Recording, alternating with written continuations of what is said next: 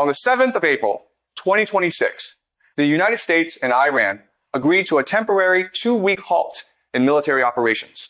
The announcement came less than 2 hours before the deadline President Trump had imposed on Tehran, a deadline he had underscored by threatening to wipe out what he called a whole civilization if Iran did not comply.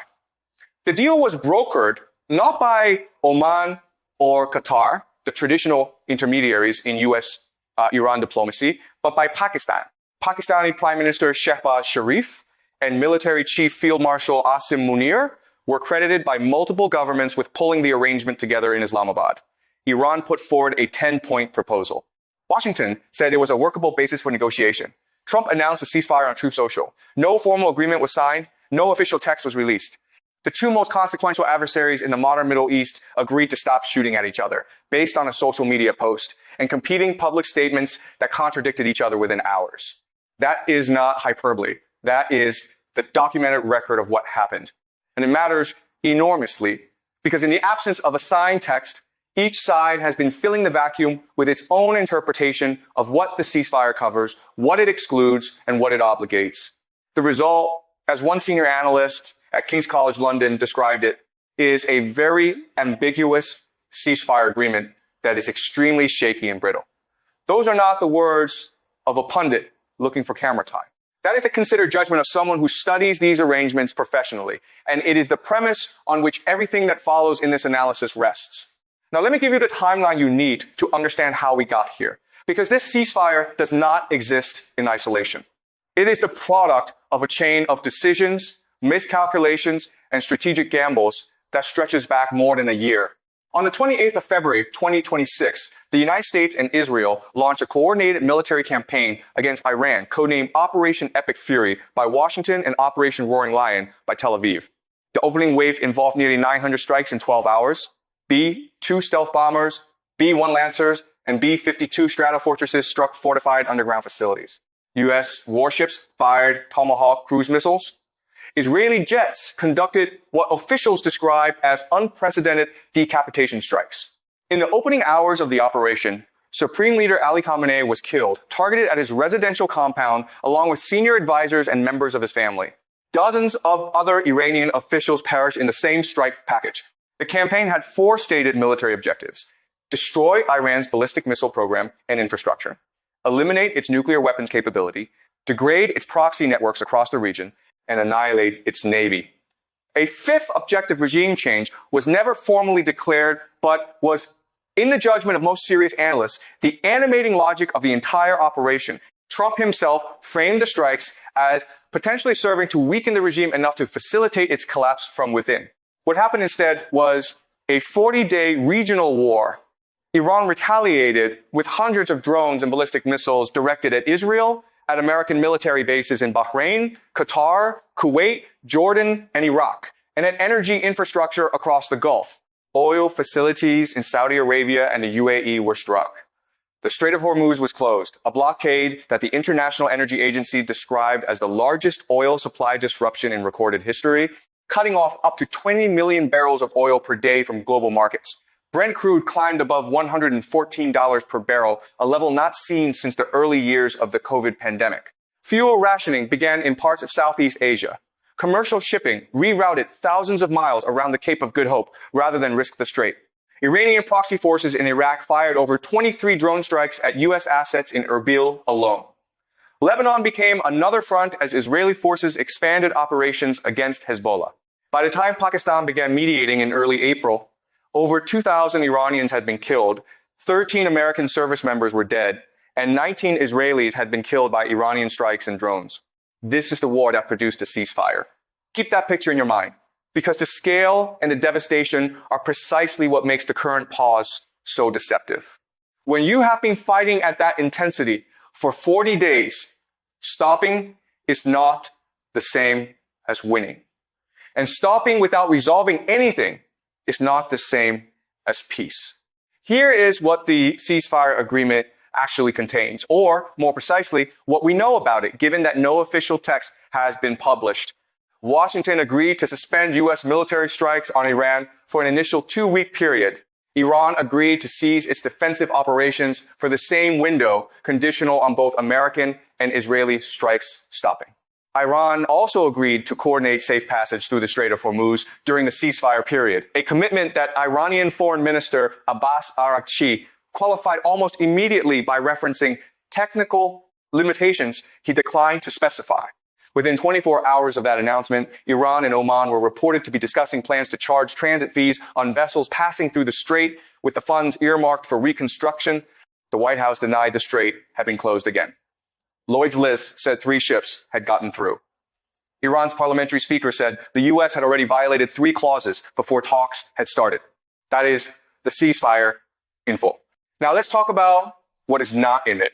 There is no agreement on Iran's nuclear program. The full 10-point Iranian proposal and the 15-point American counterproposal have not been made public. What we know from reporting is that Tehran's demands include recognition of Iran's right to uranium enrichment, lifting of all sanctions, and reconstruction assistance. Washington's demands reportedly include a permanent end to all uranium enrichment, the transfer of Iran's highly enriched uranium stockpile out of the country, limits on Iran's ballistic missile program, and the dissolution of its regional proxy networks. These positions are not close. They're not even in the same strategic universe. Secretary of State Marco Rubio has stated publicly that the U.S. plan makes clear Iran can never have nuclear weapons. Iran has made equally clear that its missile program and its right to enrich, non-negotiable. Trump himself said there will be no enrichment. Iran's foreign minister said enrichment is not going to be given up. Both things cannot be true simultaneously. Both are the stated positions of the parties sitting down to negotiate in Islamabad. There is also no agreement that covers Lebanon. This single point nearly unraveled the ceasefire before the ink was dry. Pakistan's prime minister said Lebanon was part of the deal. Iran said Lebanon was covered. The U.S. made no mention of Lebanon in its ceasefire statement. Israel said it would not stop its operations against Hezbollah under any circumstances. Within hours of the ceasefire announcement, Israel launched what it described as its largest strikes on Beirut since the beginning of the war. Iran responded by threatening to resume operations. The Iranian parliamentary speaker cited the Lebanon strikes as the first American violation of the 10-point framework. The ceasefire was declared on April 7th. By April 8th, it was already breaking down along lines that anyone who read the agreement carefully could have predicted. Here is why this vocabulary problem matters so much. The word ceasefire carries enormous political weight. It signals to financial markets that the risk premium is coming off. It signals to domestic audiences in both countries that their side achieved something.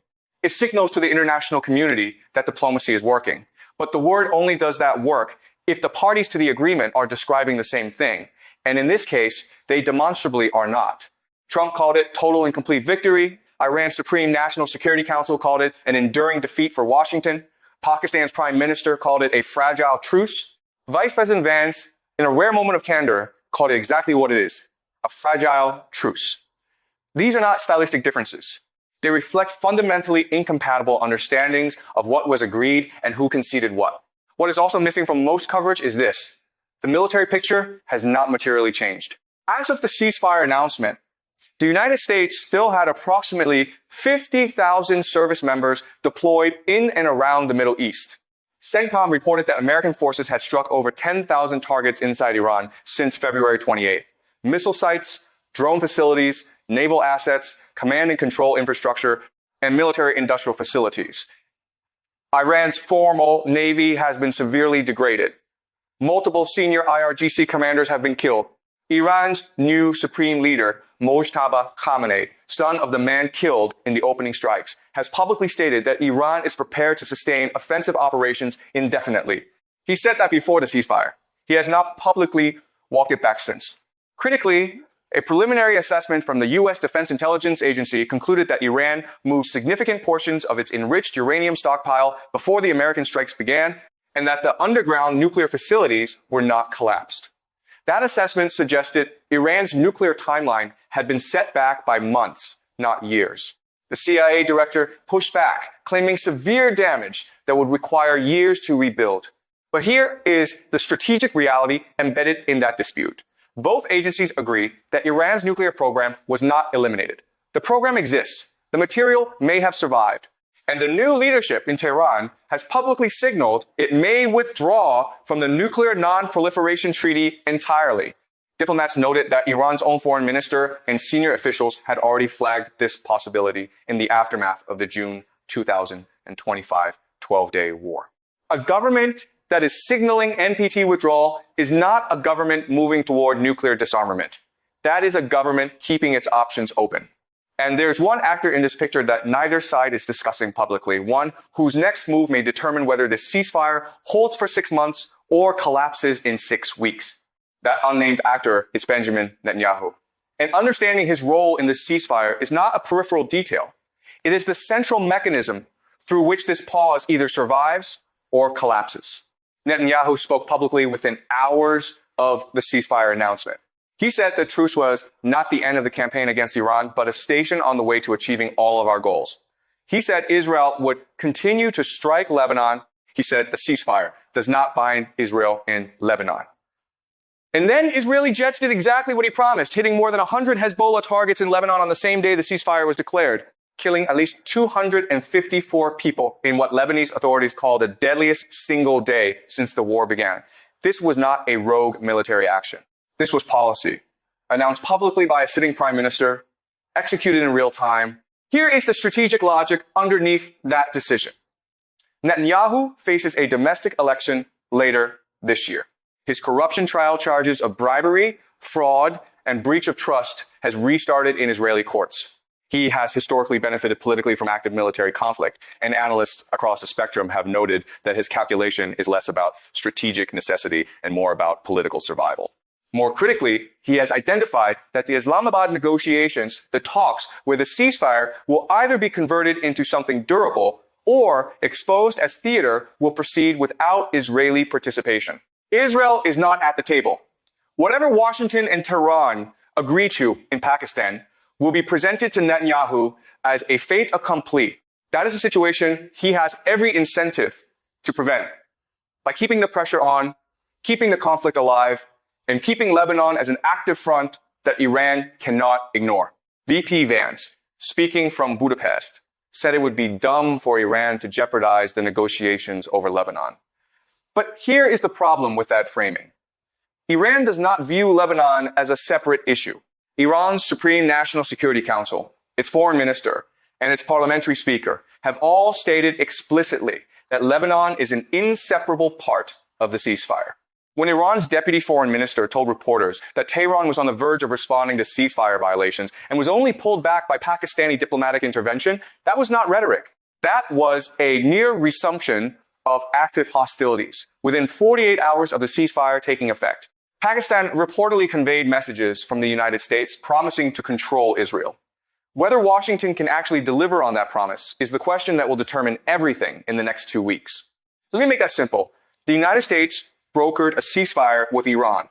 Its closest regional ally is violating the terms of that ceasefire as understood by the mediating country, by Iran, by Lebanon, by the European Union, and by virtually every government in the world except Washington and Tel Aviv.